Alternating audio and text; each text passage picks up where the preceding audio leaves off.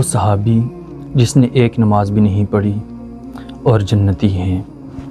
حضرت عمر بن ثابت رضی اللہ تعالیٰ عنہ، جن کا لقب اسیرم ہے اور اسیرم کے لقب سے مشہور ہیں۔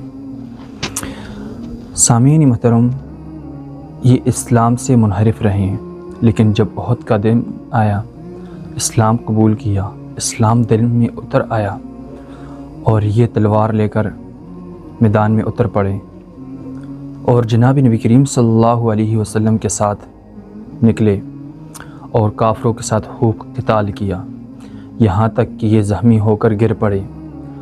تو جب لوگوں نے دیکھا تو انہیں تعجب ہوا کہ یہ تو اسیرم ہے۔ تو پوچھا، اے اسیرم، یہ کیا تعجب ہے؟ تو جو قوم کی غیرت کی وجہ سے ایسا تو نے کیا یا کیا وجہ ہے؟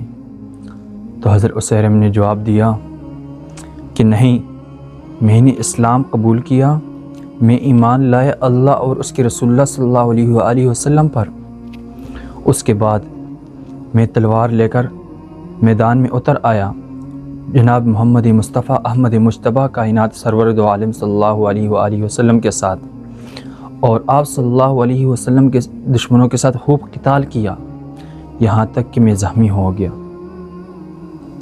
میں نے اسلام قبول کیا، اسی وجہ سے میں آیا ہوں، نہیں کہ قوم کی غیرت کی وجہ سے۔ سامعین محترم، یہ وہ صحابی ہے جنہوں نے ایک نماز بھی نہیں پڑھی اور جنتی ہیں۔ یہ تھا صحابہ اکرام رضوان اللہ تعالیٰ علیہم اجمعین کا صدق۔ آج میں اور آپ دیکھیں، ہم نمازیں بھی پڑھتے ہیں لیکن بظاہر اور دل میں اور۔